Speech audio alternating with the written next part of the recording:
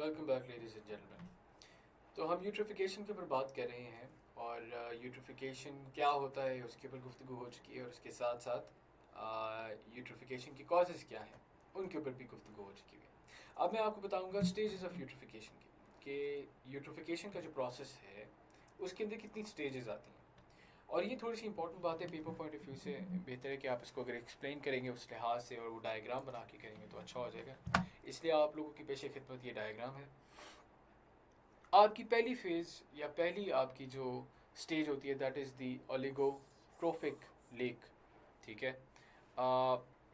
कुछ भी इसमें ऐसा मसला नहीं है। आपकी ये बेसिक जो आपकी एक लेक टाइप है जिसके अंदर कोई ऐसा एक्सेसिव न्यूट्रिएंट्स मौजूद नहीं है, कोई आपको एल्गल ब्लूम नहीं नज़र आ रही, यानी lake in its true form that is the oligotrophic lake.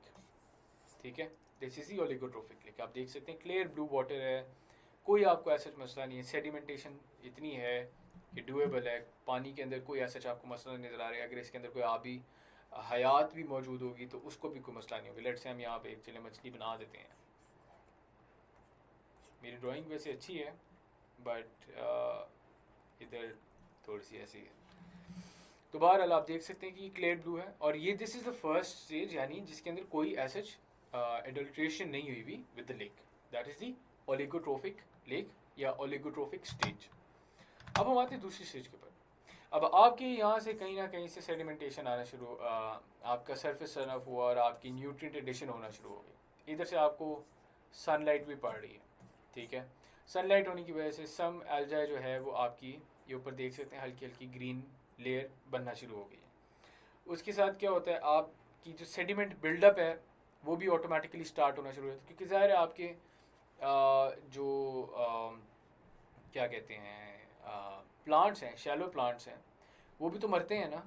Plants की भी तो लाइफ होती है, वो मरेंगे तो वो सेडिमेंटेशन होगी। आपकी जो आबी हयात है वो मरी है, उसकी भी सेडिमेंटेशन हो रही है।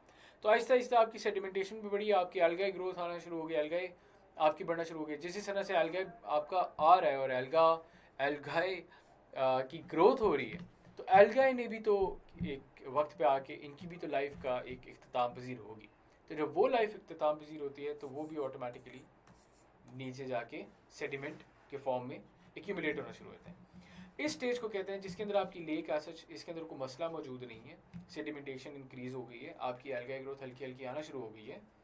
इसको हम कहते हैं मीजोट्रोफिक लेक। इसको हम कहते हैं मीजोट्रोफिक लेक। ठीक है। अब हम आते हैं तीसरी स्टेज के ऊपर, that is the eutrophic lake. Eutrophic lake यानी यूट्रोफिकेशन का पूरा प्रोसेस सही से इसके ऊपर बैठ गया। ठीक है, आपकी डिजॉल्व ऑक्सीजन ख़त्म होना शुरू नहीं, ख़त्म हो गई है तकरीबन। आपके यहाँ जो आबी हयात थी वो भी ख़त्म होना शुरू हो गई है, ख़त्म हो गई है। ये जो आपको प्लांटेशन नज़र आ रही है ये फाइटोप्लैंक्टन्स वगैरह हैं जो कि थ्राइव कर रहे हैं, और बाकी जितने भी प्लांटेशन है वो ख़त्म हो गई है और सेडिमेंटेशन की फॉर्म में आपके यहाँ आपको नज़र आ रही है और सेडिमेंट बिल्डअप होना शुरू हो गया। ठीक है, फिर आपकी ये पूरी आपको ग्रीन लेयर नज़र आ रही है, this is all algae growth. ठीक है, और इसके अलावा आपकी जितनी भी लाइफ थी, जो मछली थी वो भी यहाँ पे अब मछली फॉसिल बन गई हुई है। ठीक है, तो ये कौन सी स्टेज है, this is the eutrophic lake या यूट्रोफिक स्टेज, जिसके अंदर यूट्रोफिकेशन का प्रोसेस अपने इख्तिताम पर तकरीबन पहुँच गया है। इससे अगला जो प्रोसेस है वो होता है डेथ ऑफ द लेक, जिसके अंदर कोई भी आपको आबी हयात नहीं नज़र आती है, आपको कोई प्लांटेशन ऐसे नहीं नज़र आती। Proper death of the lake है, कोई चीज़ उसके अंदर ऐसा मौजूद नहीं जिसको हम ना उसका पानी पीने काबिल होता है। पानी खैर इसका भी पीने काबिल नहीं है, लेकिन ना उसका पानी पीने काबिल है, ना उसके अंदर कोई ऐसा ग्रोथ होती है। ठीक है, so that is the death of the lake. उसकी कोई अक्सी नहीं है, बस यही है। इसी के अंदर आप मॉडिफिकेशन थोड़ी बहुत देख सकते हैं। सो 3 हमारी स्टेजेस हैं, एक बार फिर मैं रिपीट कर देता हूँ। First is the oligotrophic lake या oligotrophic stage, then is the mesotrophic lake, and then lastly it is the eutrophic lake या यूट्रोफिक स्टेज। ये 3 स्टेजेस आ जाती हैं आपकी ऑफ यूट्रोफिकेशन। तो उम्मीद है कि आप लोगों के सामने ये सारी चीज़ें क्लियर है। Diagrams are very important, I can not emphasize much. ठीक है, सेल्फ एक्सप्लेनेटरी है, इन्वायरमेंटल साइंस का पेपर है। Until unless you do not draw it is going to become difficult for you to score marks. ठीक है, तो बड़ा ज़रूरी है कि आप अच्छे से ड्राइंग्स बनाएं, और ड्राइंग्स आपने इसी तरह से दिखानी है, covering all the aspects. Impact के ऊपर आते हैं ऑफ यूट्रिफिकेशन।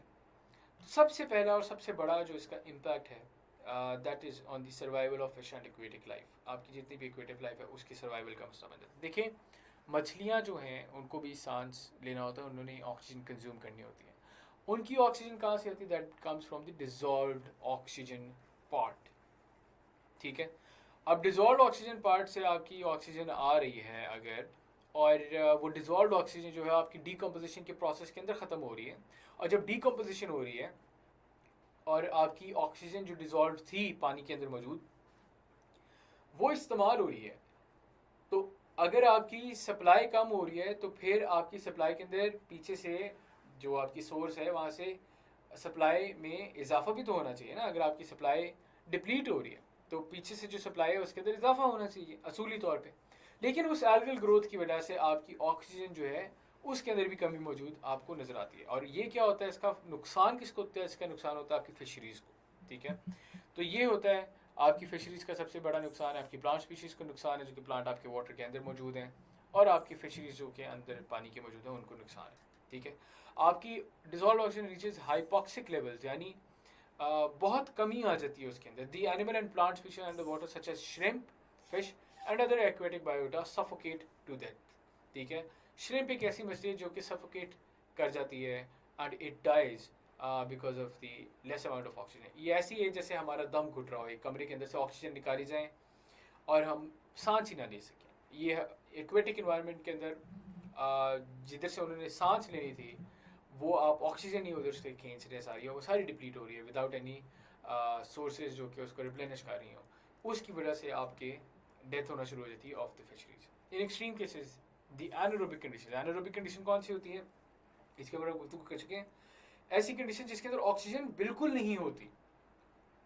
ठीक है, ऑक्सीजन का ना होना defines anaerobic conditions. So anaerobic condition encourages the growth of bacteria that produces toxins which are deadly to the marine mammals and birds. यानी birds और marine mammals जो कि आके जो कि ज़ाहिर marine mammals जो कि लेक्स के अंदर मौजूद थे, प्लस आपके और एक्सटर्नल mammals जो कि आके पानी पीते हैं लेक से। ठीक है, और birds जो कि आके पानी पी रहे होते हैं लेक से, उनके लिए वो पानी जहरीला हो जाता है। तो यूट्रोफिकेशन का एक नुकसान ये भी है कि ये सिर्फ और सिर्फ आपकी फिशरीज या आपकी एक्वेटिक लाइफ जो कि पानी के अंदर मौजूद है उसके लिए नुकसानदेह नहीं है, बल्कि वो तमाम तर हयात जो कि आपकी लेक के साथ या वाटर बॉडी के साथ अटैच्ड है इन वन वे और दी अदर, उसके लिए भी नुकसानदेह। क्यों? क्योंकि यूट्रोफिकेशन जब डेथ ऑफ लेक हो जाती है तब आपका पानी जो है वो प्रॉपर टॉक्सिक पानी बन जाता है, वो जहरीला पानी बन जाता है। The growth of phytoplankton also causes reduced ice penetration into the lower depths of water. This is bringing about aquatic dead. ये बात हम खैर बहरहाल कर चुके हैं, तो हम आगे चलते हैं। अब आप ये देख सकते हैं ये सारे का सारा ग्रीन पानी है, this is all eutrophic water, और ये आपकी फिशरीज़ की डेथ आपको नज़र आ रही है। ये आप देख सकते हैं एक प्रॉपर एल्गा ग्रोथ है, और ये आपकी मछली बेचारी अपनी ज़िंदगी से हाथ धोए बैठे हुए नज़र आपको आ रही है। फिर डिटोरिएशन ऑफ वाटर क्वालिटी, वही जो हम बात करते हैं उसी पिछले पॉइंट को कंटिन्यू करते हुए, आपकी बैक्टीरिया ऐसा आ जाता है, आपकी एनारोबिक कंडीशन जो है it gives rise to the bacterial population that is present in the water body. और वो जो बैक्टीरियल पॉपुलेशन है वो फिर क्या करती है, वो आपकी वाटर क्वालिटी का जो है बहुत नुकसान करती है। More than 2 million people residents of Wuxi, China could not access piped drinking water for more than a week due to severe attack by algal blooms on Lake Taihu in 2007. Lake टाइहू में algal blooms आ गए तो उसकी वजह से पानी एक तो आपका जहरीला हो गया था, फिर उसका दूसरा मसला ये था कि algal blooms की वजह से जो पानी के पाइप्स थे उनके अंदर ब्लॉकेजेस आना शुरू हो गई थी, और पानी एक तो जो था वो भी जहरीला, और वो फिर मुयसर भी नहीं था हो रहा, हफ्ते तक वो पानी के बगैर रहे हैं।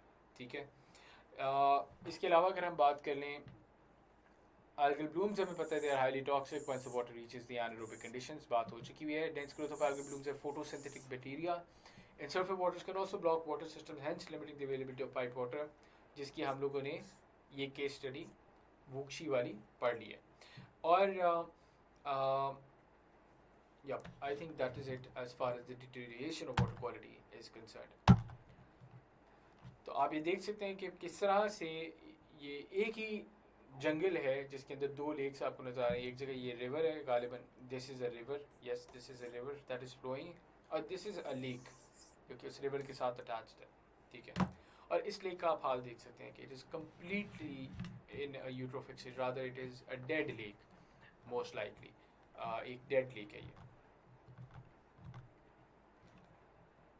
फिर इंसानों के ऊपर इम्पैक्ट की अगर बात करें तो इंसान जब एक गंदा पानी पीता है तो उसके साथ बहुत सी वाटर बोर्न डिजीज़ होते हैं जो कि अटैच होते हैं, जिसके अंदर डायरिया है, बॉटलिज्म है, आ, और आपका वैसे ही बैक्टीरियल इनटेक होता है जो कि आपको नोजियाटिक बना सकता है, आपके लिए आपकी तबीयत जो है नासाज कर सकता है किसी भी सतह के ऊपर, तो वो मसला हो सकता है। आपको बुखार हो सकते हैं, जैसे आप देख सकते हैं डायरिया, बॉटलिज्म, पेट का ख़राब हो जाना, सारी चीज़ें, ये सारी चीज़ें इसके साथ अटैच्ड हैं।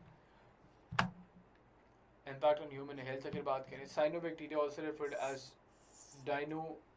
dinoflagellates which generates red tide release very powerful toxin with high poison levels in the water even at low concentrations। ये कब होता है? जब आपका पानी के अंदर एनारोबिक कंडीशंस आना शुरू हो जाते हैं। कुछ केसेस के अंदर अगर बहुत ही जहरीला पानी आप पी लेते हैं तो जाहिर है जहरीला होता है, death of humans and animals, it becomes a common site. और इसके अलावा अगर बात करें तो आपका यही पानी अगर इस्तेमाल हो रहा है एग्रीकल्चर में, ठीक है, यही जहरीला पानी अगर आपके एग्रीकल्चर में इस्तेमाल हो रहा है तो वो जो टॉक्सिन्स इस पानी के अंदर हैं वो टॉक्सिन्स आपकी क्रॉप की जो रूट्स हैं वो भी खींच सकती हैं, and it can go up and it can cause trouble for any given crop. And वो जो क्रॉप है उसका इंटेक चूँकि हम ह्यूमंस कर रहे होते हैं तो हमारी वो बॉडी सिस्टम के अंदर भी एंटर कर सकते हैं and they can cause harm in an indirect manner.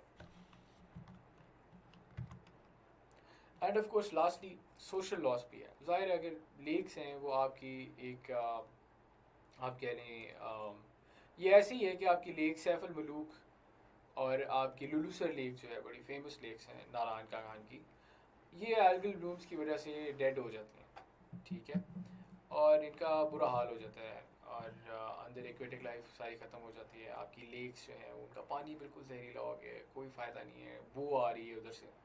तो जो इतनी सयाहत है यानी इतना ज़्यादा टूरिज़्म है, टूरिज़्म को तो नुकसान होगा ना, क्योंकि ज़ाहिर है टूरिस्ट नारायण का गान में जाते हैं, ये लुलू सर के पीछे है, ये सैफ अल मलूक के पीछे जाते हैं। अगर सैफ अल मलूक की का वो चार्म ही नहीं रहेगा तो आपकी ज़ाहिर सियाहत को भी फ़र्क पड़ेगा। तो this is the social loss that we are talking about, degradation of your recreational activities. इसके अलावा अगर बात करें तो आपकी फ़िशिंग एक्टिविटी ख़त्म हो जाएगी, इकोनॉमिकल लॉस भी है, आपका सोशल लॉस भी है। तो this is more of a social and economic loss, ठीक है। So this is as far as the impact of eutrophication है कंसर्न। इस वीडियो के अंदर हम लोगों ने स्टेजेस ऑफ यूट्रिफिकेशन के ऊपर गुफ्तगू की है और साथ ही हम लोगों ने इम्पैक्ट ऑफ यूट्रिफिकेशन के ऊपर गुफ्तगू की है। लास्टली अब हम रेमीडियल मेजर्स देखेंगे एंड उसके बाद इसको समराइज़ करेंगे और यूट्रिफिकेशन के टॉपिक को हम फिर इख्तिताम करेंगे। अगली वीडियो में आपसे मुलाकात होती है जिसके अंदर हम रेमीडियल मेजर्स के ऊपर गुफ्तगू करेंगे। बहुत शुक्रिया।